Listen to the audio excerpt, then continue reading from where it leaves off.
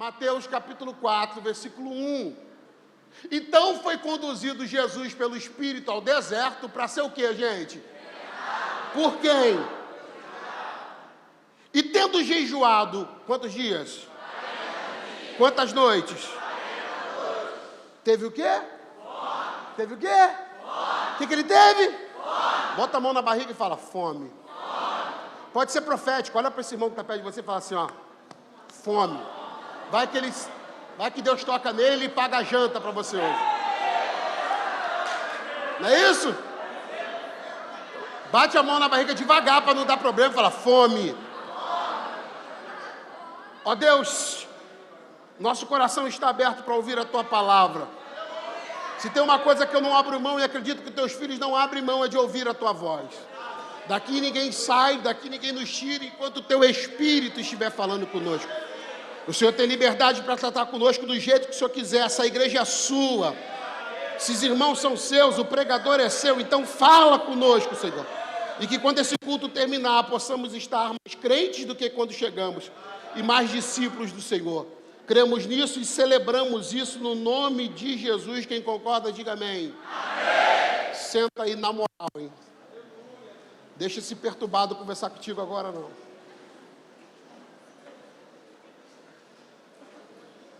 Quem já leu esse texto pelo menos uma vez na vida, levanta a mão aí.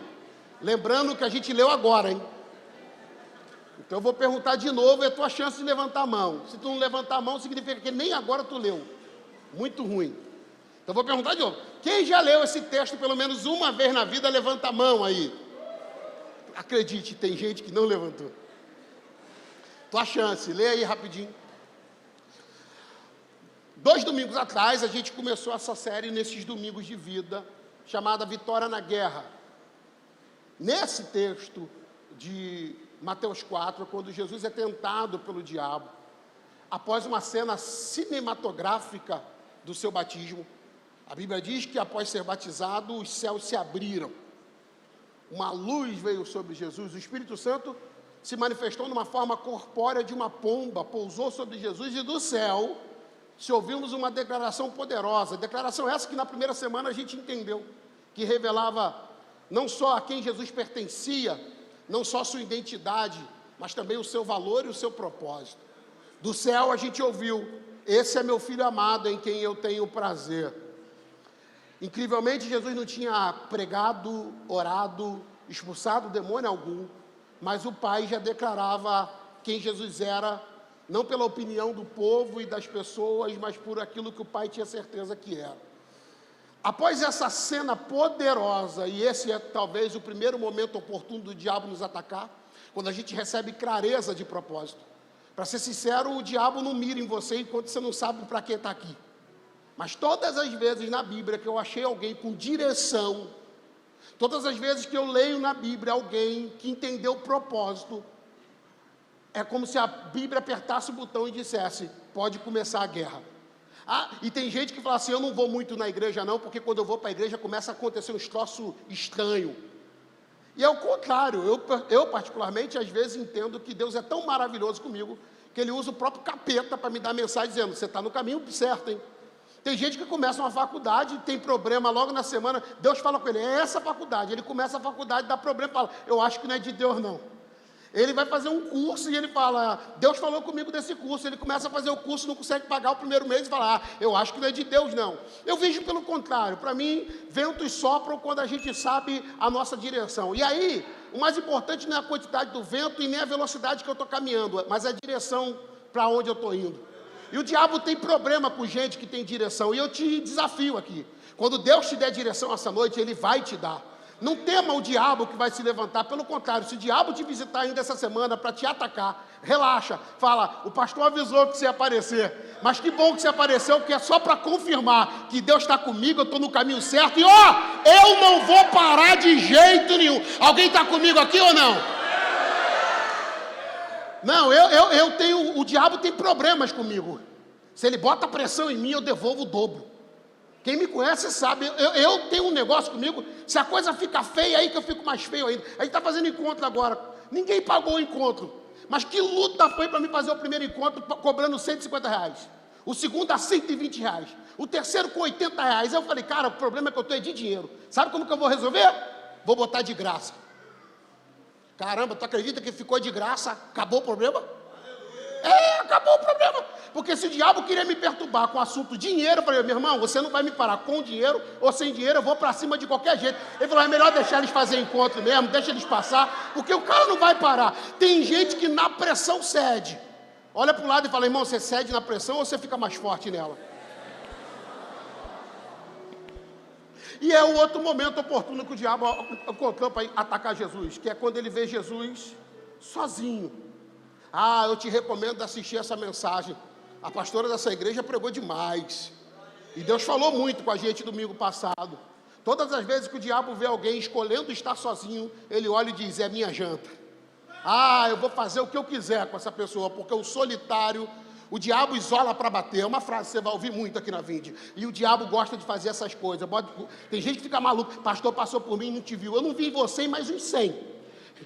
E aí a pessoa fala, não, eu acho que o pastor está chateado comigo porque eu não vi ele. O diabo bota essas coisas. E ninguém falou comigo hoje, mas ninguém te viu também. Aí o cara começa, daqui a pouco o cara se isola, vem o diabo e bom, bandão. Ele fala, nossa, o inimigo me pegou. Não pegou não, é você que foi se isolando e não percebeu que isolamento é uma arma do diabo nos atacar. Fala para alguém que está perto de você, fica sozinho não. Fala para ele, você e eu e Deus somos invencíveis. Mas existe um terceiro momento oportuno, e é esse que eu vou dividir com você esse tempo de palavra. É quando a gente está com fome. Se você leu o versículo, o texto diz que depois de jejuar 40 dias e 40 noites, Jesus teve o quê? 40 dias e 40 noites depois, Jesus teve, cadê? Versículo 2. Tendo jejuado 40 dias e 40 noites, ele teve fome. Parece que a fome não apareceu no primeiro dia, no segundo dia, no 20º dia. Eu tenho inveja de Jesus. 30º dia, ele ficou 40 dias e fome não foi o problema dele. Mas depois de 40 dias e 40 noites, ele teve... A Bíblia não mente, a Bíblia não erra. E a Bíblia está dizendo que depois de 40 dias e 40 noites, ele teve... E é incrível, porque quando a fome se manifestou, também junto com a fome se manifestou quem? Fala para alguém que está perto de você, cuide da sua fome. Porque o diabo sabe que quando estamos com fome, é um bom momento para ele nos atacar.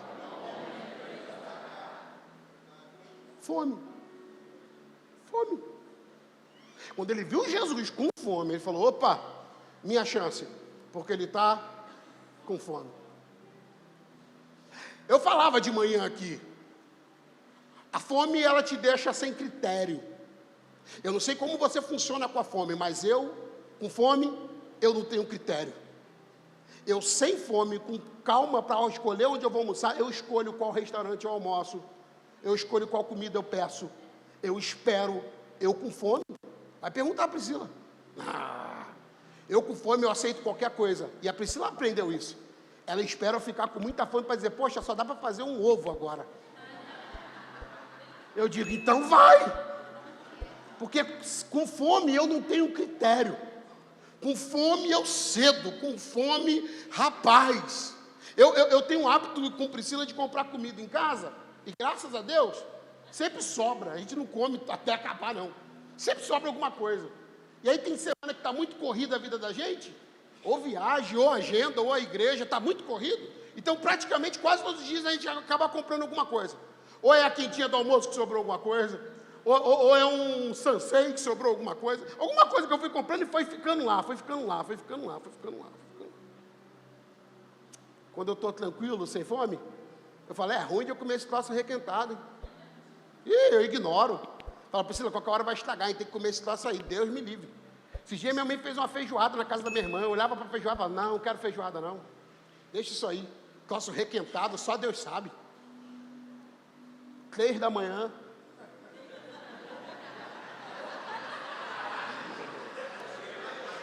só os espirituais entendem o que eu estou falando aqui agora. 3 da manhã. Meu Deus. Aí 3 da manhã, dia 28 do mês. A compra já acabou faz uns 15 dias. Abre uma gaveta, e eu tenho fé. Eu descubro isso, eu abro gaveta acreditando que vou achar biscoito. E sou eu que faço a compra, eu sei que não vai ter, mas eu abro falando, vai ter. Eu falo, caramba, acabou o biscoito, né? Aí eu vou pro outro lado, pô, acabou até o leite, né? Um dia desse a pessoa falou comigo, meu filho, tá tão terrível aqui que acabou até o sal. Eu falei, ih, você sabe que quando acaba o sal, a prova chegou, né? Se acabou o sal e o vinagre, pode chamar Jesus para entrar com providência, que a coisa ficou feia para você. Ou é só na minha casa? Ah, que bom. Irmão, 3 da manhã, tem ninguém para ligar, lugar nenhum para ir, uma fome miserável, o que você faz? Eu vou revirando o que tem lá. E aí eu faço aquele prato estrangeiro, misturei de tudê. Ou aquele japonês, sobrorô de ontô. Eu vou juntando tudo, meu amigo, e quando vai ver, ó, léu, e dá um mal, dá uma azia desgraçada. Mas eu estava com fome. E gente com fome não tem critério. O diabo sabe disso. O diabo vai te empurrar para uma situação onde você aceite qualquer coisa. Sabe quando você vê alguém pegando um caminho que até o capeta duvida? Eu acredito nisso mesmo. Tem gente que pega caminho que o diabo fala, não é possível. Tem gente que faz coisa que o diabo fala, não, isso aí é muito para ela. Não, minha filha, eu te perturbei, eu quero você no inferno, mas você vai virar presidente do inferno assim. Tem gente que o diabo olha e fala, não é possível que ele foi tão longe assim. Não, ele não vai fazer isso com a mulher dele. Nossa, não vai acontecer isso. Como é que aconteceu? Fome. Fome. A Bíblia está cheia de momentos assim, onde o diabo aproveita de pessoas com fome para atacar. E é incrível como na Bíblia, os meus heróis me decepcionam. A gente fala que Abraão é o pai da fé, e ele é. Mas você acredita que no tempo dos patriarcas Abraão, Isaac e Jacó, coincidentemente, houve 3 períodos de fome? Uma fome no tempo de Abraão, uma fome no tempo do Isaac, uma fome no tempo do Jacó. Fome. E o problema, amigo, não é a fome do lado de fora. O problema é quando a fome te consome por dentro. Porque tem muita gente que cede à fome dizendo, é porque eu estava no deserto. É o que o diabo está fazendo. É Jesus no deserto, sendo tentado pelo diabo, e o diabo dizendo, cadê o pão? Só tem pedra. Transforma a pedra em pão. Você é filho de Deus, você merece pão.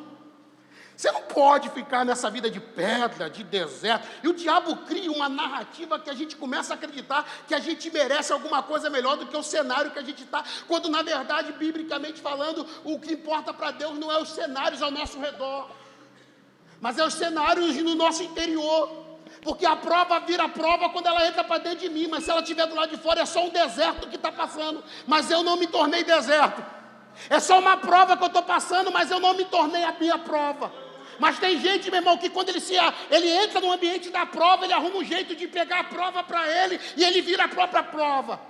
Eu já vi gente passar pelo câncer, e o câncer nunca entrar nele. Eu já vi gente passar por doença terminal, e a doença terminal nunca entrar nele. Pelo contrário, nos últimos dias de vida, ele tem mais vida do que muita gente que não tem uma doença que está matando. Mas tem gente que não aguenta com a fome. A fome é um prato cheio. Abraão é o pai da fé. Quando a Bíblia diz que a primeira fome veio sobre a terra, Abraão estava lá. O que Abraão faz? Abraão não é nem o Abraão. Abraão ali é Abrão. Quando a fome entra, Abraão tem um plano. Qual é o plano? Vou para o Egito. Vou fazer negócio com o faraó. E qual o negócio absurdo que Abraão consegue fazer com o faraó? Trocar a mulher dele por comida. Você conhece gente que meia prova já troca de mulher? É tanta fome que essa carne maldita e desgraçada tem em você que você não deixa passar nenhuma mulher. Você não vê o valor da tua mulher, você não vê o valor da tua casa, você não vê quanto custa a tua família. Você vê a fome e já vai falar com o faraó e diz, não é minha mulher não, é minha irmã, pode levar. Abraão é o pai da fé, mas na fome negociou coisas inegociáveis. Na fome, botou a família dele para rolo. Na fome, disse para faraó, não, essa minha mulher é minha irmã. Porque ele tinha medo de morrer e ele não queria passar pela fome. Pergunta para esse irmão que está perto de você, o que você está negociando na tua fome? Fala para ele, o que você botou para rolo? E está dando a fome como desculpa.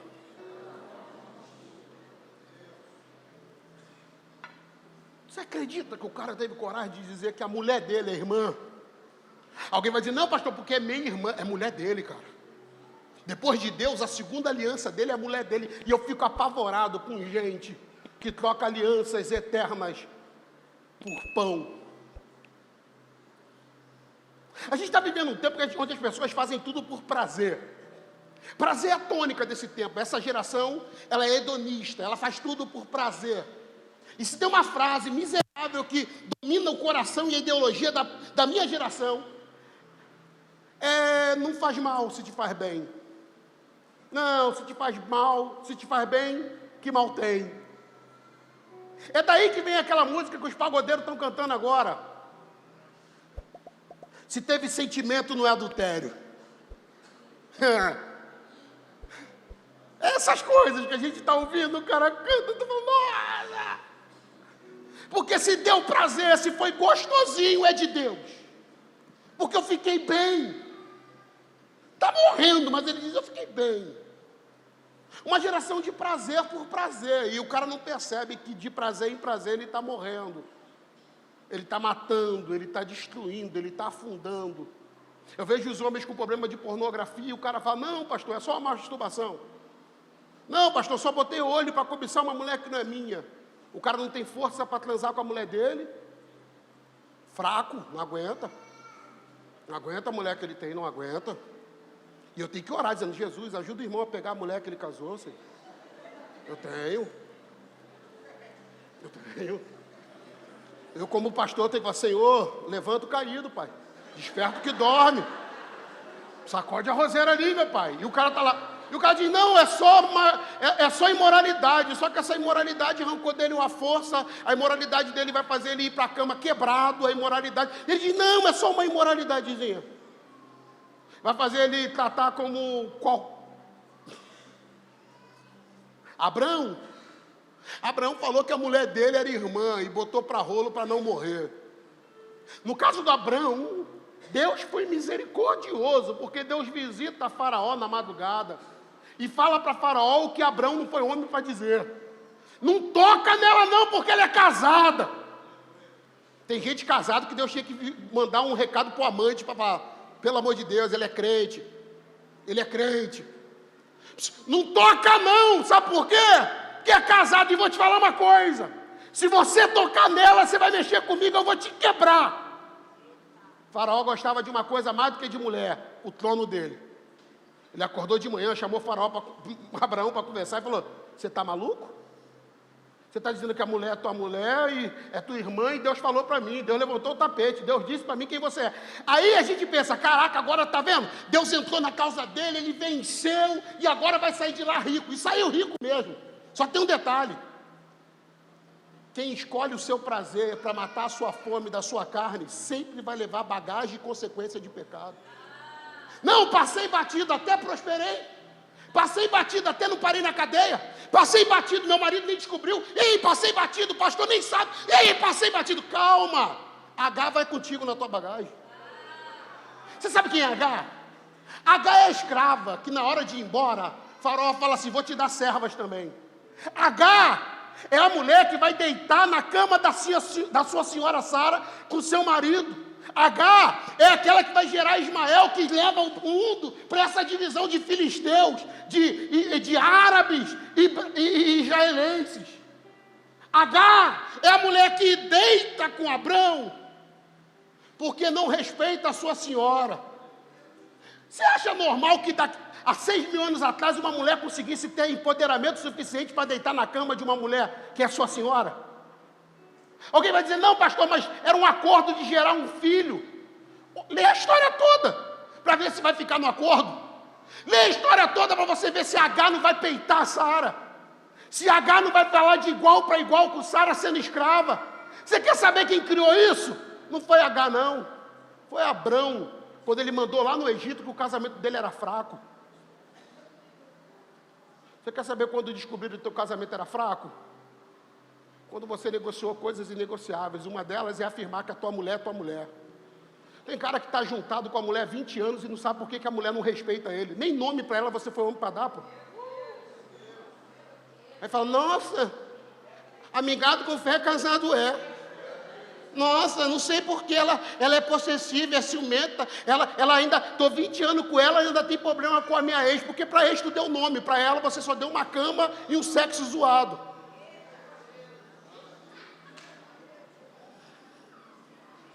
Ah, isso não acontece aqui não, é só coisa da minha cabeça.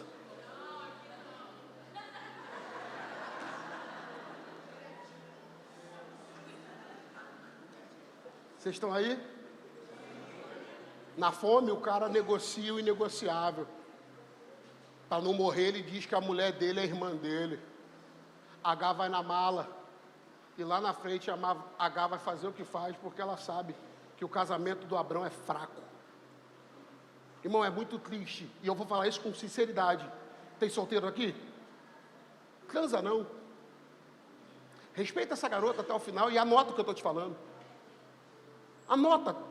Pode te chamarem do que quiser, falar que tu é bichinha. Pode falar o que quiser de você. Respeita a Deus. Porque lá na frente, o diabo é acusador por natureza. Se você tiver pecado, ele acusa. Se não tiver, ele acusa. E lá na frente, alguém vai visitar você dizendo... Ele é adúltero. E essa mesma pessoa que não caiu com você, que você preservou na relação, vai dizer, ele não, eu conheço ele. Esse cara vai poder dizer, não, ela não, eu conheço ela. Mas como é que você conhece? Porque a gente se preservou. A gente se guardou no que tinha que guardar, a gente honrou Deus no que tinha que honrar. E aí agora a gente colhe isso. A gente acha que não tem consequência, mas a bagagem da H vai indo com a gente. Tem um monte de gente que diz, nossa, o diabo me persegue. Não, é só bagagem. Fome. Na fome, Jacó vai parar no Egito e vai se tornar escravo. Acredita que o patriarca Jacó, o pai do José, a gente romancia que José virou governador do Egito, e Deus fez isso com José mesmo. Só que o preço desse governo também é Jacó com seus outros filhos se trocar a sua liberdade por comida. Até a fome eles eram livres, depois da fome... Quando, pastor? Quando negociaram o negociável. O José não tinha tamanho, mas tinha promessa. Já era. Mas a Bíblia está cheia de gente que se perdeu na hora da fome. Quando você continua lendo a Bíblia, tem uma história que é a história do Abimeleque, marido da Noemi, sogro da Ruth. Ruth, que está no Velho Testamento. Ruth, que vai se tornar bisavó de Davi. Ruth. O Abimeleque, ele mora em Belém. Em Belém significa casa de pão. Na casa de pão veio uma temporada de fome, e aí agora faltava pão na casa do pão. Ok. Mas o Abimeleque esquece seu propósito. Esquece onde mora. Esquece quem é com ele, Deus, e faz um plano de maluco ser governado pela fome. Parece com a minha geração, que não faz o que nasceu para viver, faz o que pagam. Parece muito com essa geração. Vai pagar quanto? Ih, dependendo do que paga, vende até a mãe. Hoje, esse ano é ano bom, a eleição está vindo aí, você vai ver coisa. Aguarda. Não, se pagar, eu estou dentro. Não quero saber do caráter, não quero saber de nada. Pagou, eu estou dentro. E o Abimeleque é esse cara governado pela fome. E quando vem o tempo da fome, o que ele faz? Ele tem um plano. Largar o lugar de Deus, que é Belém, e ir para um lugar amaldiçoado, que é Moabe. E ele vai para Moabe numa ideia louca. Qual? Em Moabe eu vou me dar bem. Porque aqui em Belém, que é a casa do pão, que Deus está com fome. Então lá eu como. Porque o que vale aqui não é ficar aqui passando perrengue aqui dentro com Deus. Eu prefiro ir para lá, porque lá, ó, eu não passo fome. O que Abimeleque queria? Não morrer. Chegou em Moabe, o que acontece com ele? Morreu. Abimeleque foi para lá para ver se os filhos não morriam. Tinha 2 filhos, Malon e Quilion. Quantos morreram? Os 2. Você quer saber quando a vida da viúva melhora? Quando volta para o lugar que ele na fome deixou. Tem muitos lugares que você deixou para seguir a fome do teu prazer. E agora você vai ter que ser humilde para levantar e voltar para lá. Porque Moabe não vai te prosperar, Moabe vai ser a morte na tua casa, Moabe vai ser a desgraça da tua vida. Eu quero dar um conselho para os Abimeleques aqui: antes que a morte domine a tua casa, teus filhos, deixa a tua mulher viúva e órfã, os teus filhos órfãos, antes que a tua família seja destroçada pela morte, faz uma coisa boa. Você conhece o endereço de Belém, não conhece não? No fundo do fundo, você pode estar com fome aí, mas você sabe onde não falta pão, você sabe onde Deus fala e alimenta o faminto. Levanta e volta para Belém. Sai daí! Sai daí!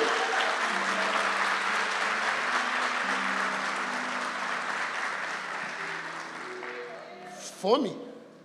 Fome tira o critério do cara. A Bíblia vai falar que um grupo de discípulos vai chamar Eliseu às pressas. Sabe por quê? Porque eles descobriram que tinha veneno na panela. Faz conta. Os caras comeram veneno, achando que estava comendo comida. E só descobriram quando começou a ter morte. Quando começou todo mundo quase morrer, aí eles gritam: veneno na panela. Irmão, faz conta comigo aqui. Como que alguém come veneno e não percebe? Como que alguém enche a barriga de veneno e não percebe? Como que alguém se enche de veneno e não liga? Você quer saber como? Fome. Está empanturrado, mas é de veneno. Está cheio, mas é de veneno. Cabeça cheia, coração cheio de morte. É na loucura que eles gritam para o profeta e dizem: veneno na panela. E aí é a loucura de Deus. Porque ele vem e diz: não, pode deixar o veneno aí. Ele pega a farinha consagrada, deita a farinha sobre a panela e agora ele diz: pode comer. E é loucura, porque eu, por minha conta e pela minha fome, eu como e morro. Mas quando Deus decide deitar da farinha dele na minha panela, a gente come e vive. Eu acho que é disso que Jesus está falando, que nem só de pão vive o homem, mas de toda palavra que sai da boca de Deus. Eu acho que Jesus está dizendo: o que me alimenta para viver não é essa comida da panela gerada pela nossa fome. O que me alimenta para viver é quando Deus põe na minha mesa. Fome tira de você o critério. Ah, você já deve ter lido alguma vez na vida, o que a gente chama de parábola do filho pródigo. Já parou para pensar como alguém, filho do pai, como alguém com propósito de vida como filho pródigo, escolhe comer do que porco come? Cara, o texto diz que pegado a herança, ele vai para um lugar muito distante. Nesse lugar muito distante, ele gasta tudo que tem irresponsavelmente, até que houve uma grande... Fome. E agora, tendo uma grande fome, ele começa a fazer coisas que o diabo duvida. Judeu criar porco? Duvido. Tu acredita que ele foi criar? Ele não só vai virar apacentador de porco, e tem gente aqui que nasceu para apacentar ovelha, mas cedendo ao desejo e à fome, já virou pastor de porco faz tempo. E agora só tem amigo que é porcaria, só tem amizade que é porcaria, só assiste coisa que é porcaria, pastor de porco. Antes ele tinha relacionamento com ovelha, mas ele ficou tão faminto e a fome dominou tanto o coração dele, que agora o que ele tem ao seu redor é um monte de porcaria. Mas o pior não é ele chegar nesse ponto, o pior é ele chegar numa situação de desejar comer o que porco come. Cara, da onde aconteceu isso? Como que alguém consegue desejar e ter inveja do que porco está comendo e querer comer o que porco está comendo? Como que isso aconteceu? Fala alto! Fome, gente! Só que, deixa eu falar uma coisa. Seu desejo não pode governar você, amigo. Quando o teu desejo quiser governar a tua vida e dar o destino para a tua próxima estação, lembra quem é teu pai. Para alguns irmãos fez sentido aqui agora. Longe do pai ele deseja que porco, comer o que porco come. Longe do pai ele vai apacentar porco em vez de ovelha. Longe do pai. Mas já leu a sequência? Olha a sequência. Caiu em si.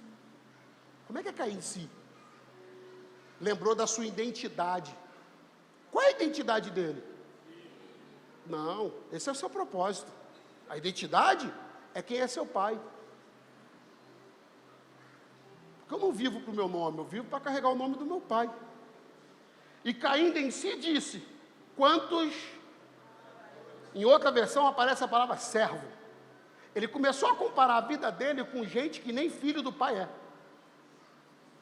Quantos trabalhadores de meu pai têm pão como? E eu aqui? Eu pergunto para você, ele não foi trabalhar para sentar porco porque estava com fome?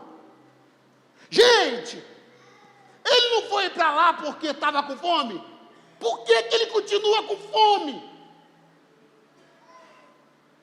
Posso falar? Posso falar? Você pode botar o que quiser no teu coração, na tua cama, na tua vida, mas no final, fome, rapaz. Não passa fome, porque a abundância que mata a fome, que sacia a sede, só quando a gente cai em si e fala, eu preciso voltar para a mesa onde o pão sacia. Segura na mão de alguém perto de você, eu sinto que esse momento é sério. Então não negocie isso, porque eu acho que Deus vai te usar para alguém agora. Fala para ele, fala para essa pessoa ligado, não desliga não, fala assim, não adianta. Nada vai matar a tua fome. Não adianta. Não adianta. Não adianta. Essa fome é do tamanho de Deus. Essa fome é do tamanho de Jesus. E se você não comer do pão da vida, que é Jesus, você vai continuar com fome.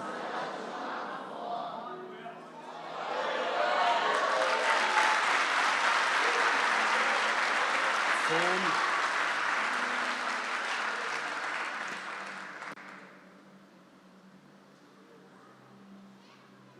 É o final do dia. 5.000 pessoas, homens na verdade, fora crianças e mulheres, estão felizes com o culto que receberam de Jesus, mas tem um problema. Fome. Os discípulos de Jesus, olhando o problema que vinha de seguir, se antecipam e dizem a Jesus, Jesus, vamos despedir, para que eles vão e tentem arrumar comida em algum lugar, e algum lugar para se hospedarem. Aí Jesus olha para eles e fala, não. Em outra versão diz, não é mister que isso aconteça. Em outra, não é necessário que isso aconteça. Aí Jesus olha para os discípulos e fala, vai lá vocês e deem de comer para eles. E os discípulos ficam desesperados, porque ele fala, se o Senhor não tem que comer, imagina eu servir para eles. Mas pode ler o texto, vai você e dá de comer para eles. Jesus entendia que se é discípulo dele, sempre vai ter um pão para matar a fome de um sedento. O final da história você conhece, não é nisso que eu quero ficar. No final da história é isso aqui. 5.000 homens, fora crianças e mulheres, se sentam em grupos de 50 e 50, e todos comem ao nível de que no final Jesus recolhe, e quando recolhe o pão e o peixe, os 5 pães e os 2 peixes iniciais, quando ele recolhe tudo, o que se tem é um sobejo de 12 cestos. Uau! Milagre! Só tem um detalhe, pão que alimenta a carne. A gente espiritualiza, mas Jesus não transformou e multiplicou aqueles pães para dizer para eles, eu tenho o pão do milagre para vocês. Não, Jesus fez isso porque Jesus sabia que no dia seguinte, todo mundo que comeu do pão até largar, ia acordar, sabe como? Fome. Jesus despede a multidão, os discípulos vão para o meio do mar, e no meio do mar começa uma tempestade, e agora Jesus não pode deixá-los lá. Então Jesus abandona um lugar que está, atravessa o mar, e chegando no meio da tempestade, ele entra no barco, acalma a tempestade, e agora os discípulos chegam do outro lado. A multidão que ficou olhando Jesus, despedindo seus discípulos, imaginava o quê? Ele continua do lado de cá. Então, no dia seguinte, eles acordam como? Com o quê? Diga, muita fome. E agora eles querem ir atrás de Jesus, e eles não guardaram onde Jesus estava, eles guardaram onde a estrutura de Jesus estava. Eu tenho muito medo de, por idolatria, por orgulho, a gente vender a ideia de que o barco é onde Jesus está, que a estrutura define Jesus. Eles ficaram olhando o barco, só que Jesus não estava mais lá, Jesus já estava do outro lado. Irmão, curta muito essa igreja, mas qualquer dia tu vai chegar aqui, e o barco vai estar aqui, e Jesus com a sua igreja já vai estar do... Pode ficar com a tela de LED para você, pode ficar com a bateria para você, pode ficar com o som para você, porque quando a trombeta tocar e Jesus pegar a gente e levar para o outro lado, eu que não quero ficar com o barco, eu quero ir para o outro lado. Eles ficam em crise, porque o barco está lá, mas Jesus não está, o barco está lá, mas Jesus... Mas aí eles lembram de uma coisa que é do Evangelho. Se eu não sei onde Jesus está, eu sei onde quem ama Jesus está. O que eles fizeram a conta? Se eu achar um discípulo, eu encontro Jesus. Tomara que alguém que te procure encontre Jesus e não o diabo. Tomara que alguém falando, poxa, eu trabalho com crente. Nossa, veio uma crente trabalhar aqui com a gente. Ih, veio um crente morar na minha rua. Tomara que quem encontrar com você, consiga encontrar com Jesus. Porque a multidão conseguiu achar Jesus, porque foi atrás dos discípulos de Jesus. Eles atravessam e quando chega lá é uma multidão. Eu sou muito sincero, hoje de manhã estava maravilhoso aqui, clima bom, culto bom, umas 100 e poucas pessoas aqui, foi top, não foi não? Foi muito top. Pô, mas a multidão me anima. Ih, dá até vontade de pregar mais tempo agora aqui. Não, mais gente, né? Dá vontade de dar uma corridinha, soltar o paletó, não estou sem paletó. Mas Jesus, não, Jesus não está preocupado se vão aceitar a sua mensagem. Jesus está preocupado em ser fiel a ela. Quando a multidão vem buscando Jesus, eles perguntam para Jesus umas perguntas meio doidas. A pergunta é, Jesus, como que o senhor chegou aqui? Estou te caçando um tempão e não te achei. Você conhece gente que fala assim, poxa, eu estou sem Deus. Não é por falta do endereço de onde ele está. Não, está difícil encontrar com ele. Mentira. Aí, nesse tempo, nessa dispensação, não é difícil achar ele, não. Jesus olha para eles e dá um corte tramontina. Ó, tramontina. O que Jesus faz com eles? Eu sei o que vocês estão buscando. Vocês não acordaram cedo e atravessaram um mar porque queriam a minha presença e preencher esse vazio da tua fome. Eu sei que vocês estão buscando. Vocês estão buscando prazer para a carne de vocês. E um alívio para passar mais um dia alimentando. Eles ficam escandalizados. Mas aí Jesus começa a falar de uma verdade que eu vou terminar esse sermão nela. Ele diz para eles assim, gente, os pais de vocês comeram do maná. Maná era uma provisão que Deus deu durante os 40 anos do deserto. Todo dia eles acordavam e na porta da tenda tinha um maná lá. Alguns historiadores, assim, rachis, judeus, insinuam que era um gosto tipo de baunilha. Mas a Bíblia não diz, eu vou ficar com a Bíblia em vez de ficar com algum rachi. Mas a palavra maná significa que isso.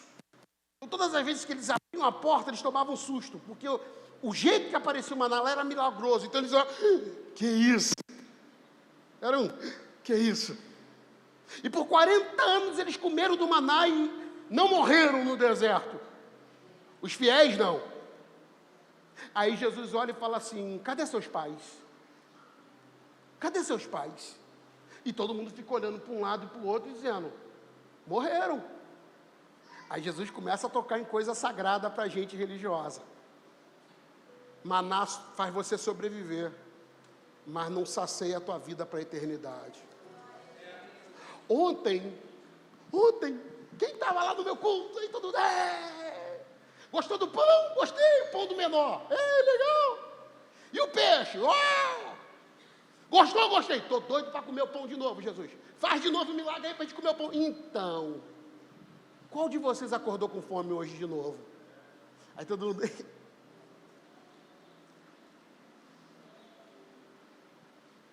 É que vocês só comeram o pão que eu dei para vocês. Mas vocês precisavam, para matar a fome de vocês, experimentar um pão que o meu Pai deu para o mundo. Aí Jesus fala, eu sou. Eu sou. Eu sou. Eu sou o pão da vida. E aquele que se alimenta de mim jamais tornará a ter fome.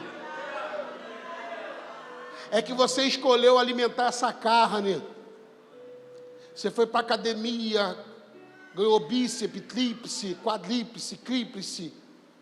Você ficou com essa cara bonitinha na make. E quem olha de fora diz, nossa, como é bonita, como é feliz, como é legal. Porque você olhou e disse, para que eu vou alimentar minha alma se a minha carne está com fome?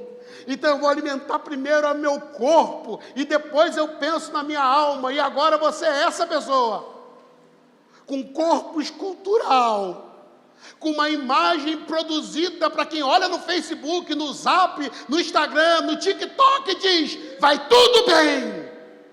Mas eu conheço a sua alma esquelética. Eu conheço essa alma que não aguenta mais lidar com as suas compulsões. Eu conheço essa alma faminta, pedindo pão e dizendo, me alimenta com alguma coisa que resolve essa minha fome. O que você precisa hoje não é se livrar da culpa. O que você precisa hoje não é de um domingo onde você se arrepia e volta para casa animadinho para amanhã voltar para a mesma vida bandida e safada. O que você precisa hoje é comer do pão vivo que é descido do céu.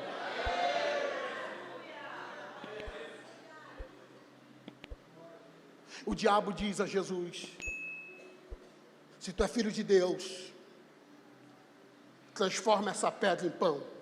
Vamos lá!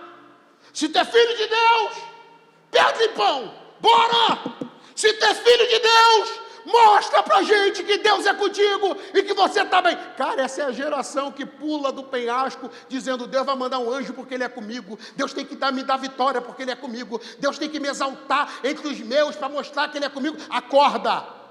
Jesus já foi para a cruz para mostrar que Ele é contigo.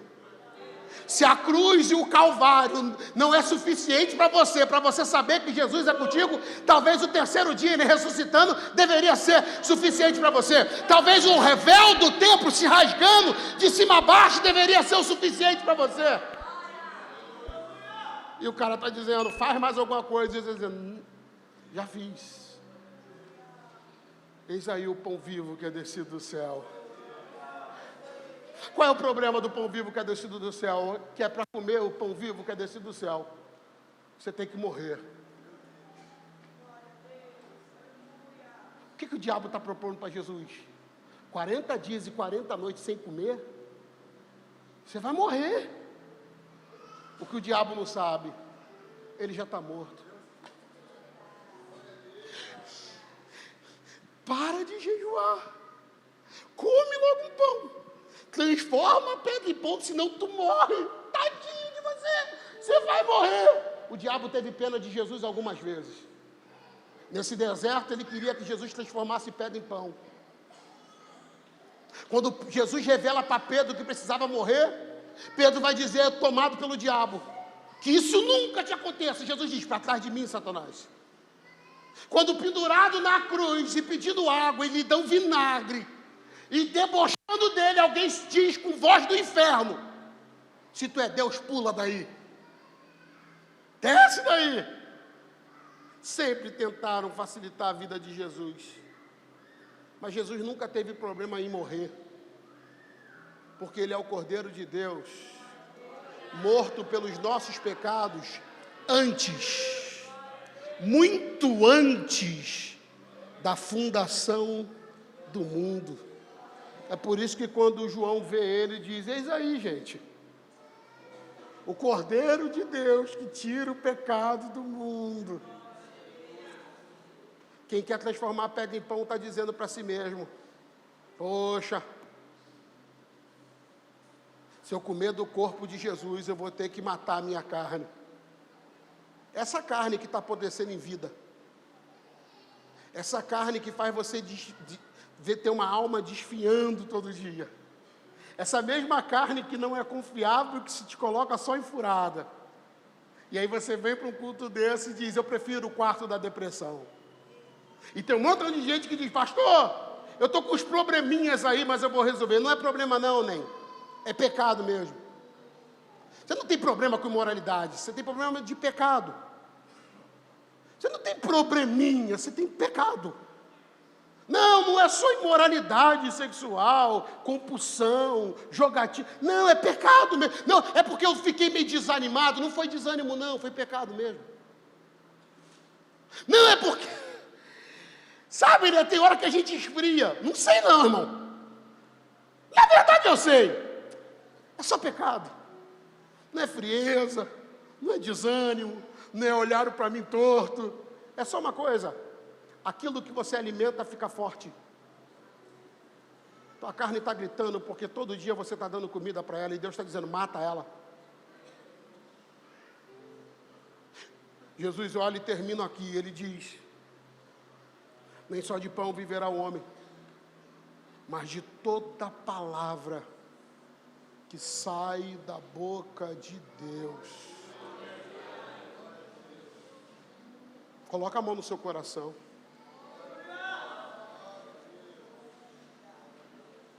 Escolha agora, amigo. Volta para casa, faminto e morrendo, ou beba da fonte que jorra para a vida eterna, ou coma do pão vivo que foi descido do céu. Quando Jesus começa a dizer que a entrada na eternidade tinha a ver com uma renúncia de morte nessa vida, a multidão vai indo embora. Jesus, para caprichar, ele olha para os 12 que sobrou e diz: por que vocês não vão? Vai também. Aí o Pedro, o Pedrão, Pedrosa olha para Jesus e diz: para quem iremos nós, se só tu tens palavras de vida eterna? Eu posso fingir felicidade até o último dia da minha vida, mas quando terminar eternidade, só se eu tiver parte no teu corpo e no teu sangue. Você pode bancar de malandro até o último dia da tua vida, você pode empurrar a tua vida do jeito que você quiser até o último dia da vida, você pode parecer para todo mundo que está rico e todo mundo achar que você está rico mesmo, mas eu te conheço. Você é pobre, você é miserável, você é desgraçado, você é cego e você é nu. Mas eu não falo isso para denunciar a tua miséria. Eu falo isso porque, embora você não mereça, você ainda pode. Porque Jesus disse para a igreja assim, de Apocalipse: aconselho que de mim compre ouro para que te enriqueças, veste para que se vista e cubra a vergonha da sua nudez, e colírio para que cure os seus olhos e você veja.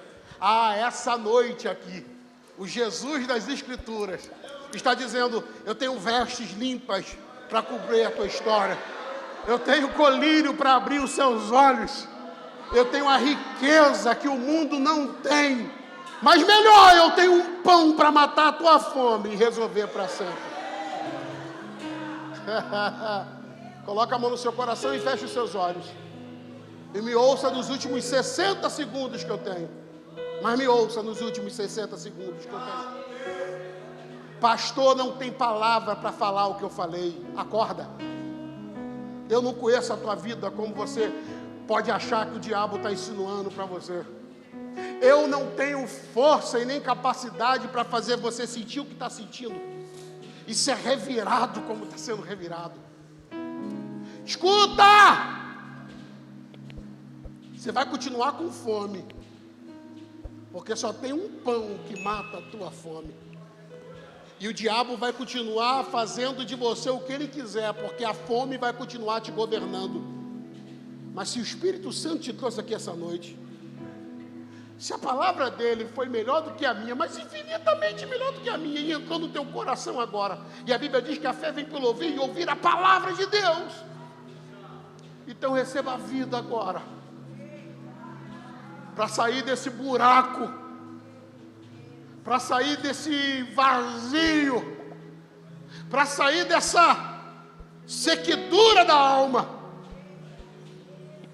e se colocar de pé, não para a igreja, mas num salto do reino das trevas para o reino da luz. A minha vida é de Jesus, pastor, e eu morro hoje para Jesus viver em mim. Então você ouviu a mensagem certa. Pastor, eu entendi aqui agora. Eu entendi que se eu tiver amante, dinheiro, carro, trabalho, moral, e não tiver Deus, eu não tenho nada, nada. E se eu perder tudo, mas tiver Jesus? É isso mesmo, agora você tem tudo. Eu entendi então. Então entre o meu orgulho, eu quebro ele, porque eu não abro mão de levar para casa tudo. Jesus, tudo. Eu não quero dormir mais um dia com a dúvida de eternidade. Não, essa noite eu volto para minha casa, gritando em alto bom som para quem quiser ouvir: eu tenho tudo, Jesus é tudo, eu tenho tudo, Jesus é tudo, eu tenho tudo, Jesus é tudo. Eu tenho tudo, Jesus é tudo. Para você que chegou sem nada e agora está recebendo tudo, você já sabe o que você tem que fazer, não é possível. Pede licença para quem estiver aí e fala: opa, eu vou lá buscar meu tudo, porque de nada eu não vivo nunca mais. Sai do teu lugar e vem. Glória. Se a decisão da tua vida agora é essa, se levanta e vem. Agora. Isso. Vem. Vem.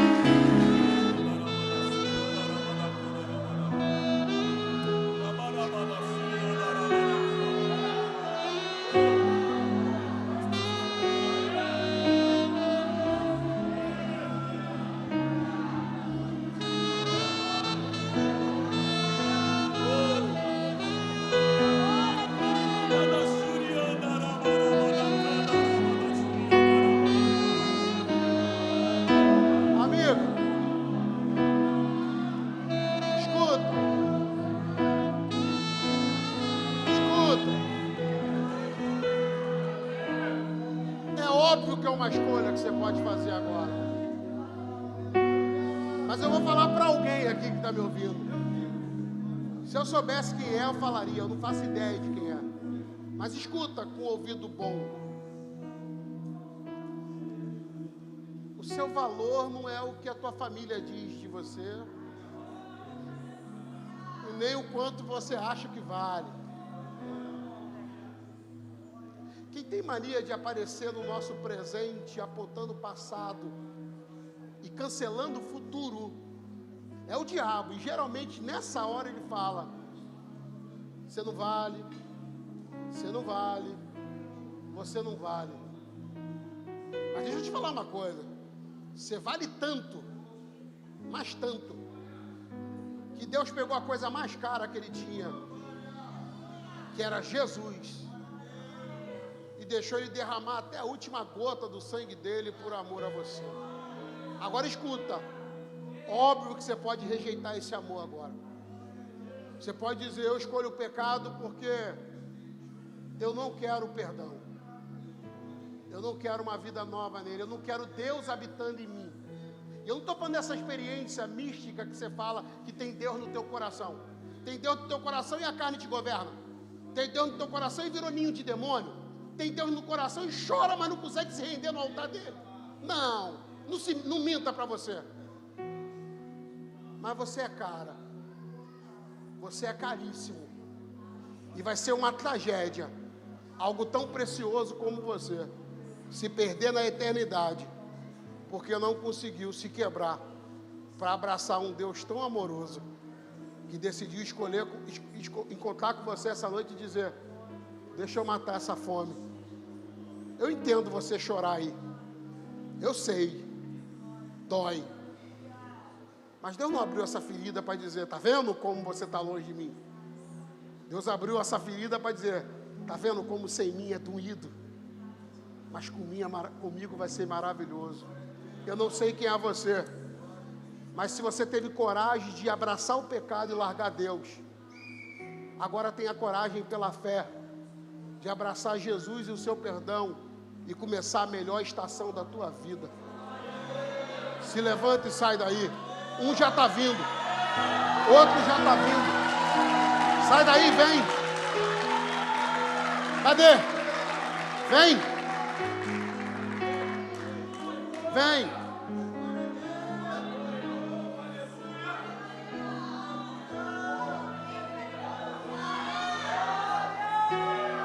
Ó, celebra, tem mais uma vindo aqui.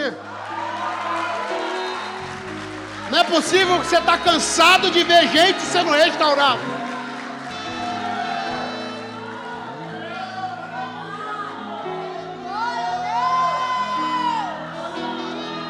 Qualquer pastor ia ficar feliz, ia dizer: caramba, parece que parou um ônibus aqui agora na central e desceu todo mundo no ponto final. Mas eu já falei, você é muito caro. E mesmo tendo tanta coisa para fazer, eu consigo ficar mais um tempo para dizer para você: você não é o preço que o pecado colocou em você, você não é o preço que o diabo disse sobre você, você é tudo que a palavra de Deus está dizendo, e Jesus disse isso para o diabo: está escrito. Eu vou ficar com o que está escrito. Está vindo mais uma ali. Vai ficar aí ou vai vir? Vem. Levanta e vem. Levantou, eu já conto. Vem!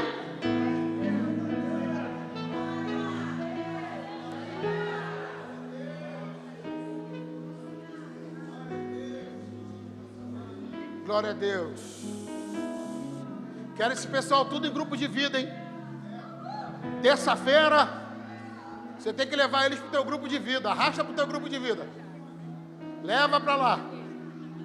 Deus, cheia de amor para cá. Deus,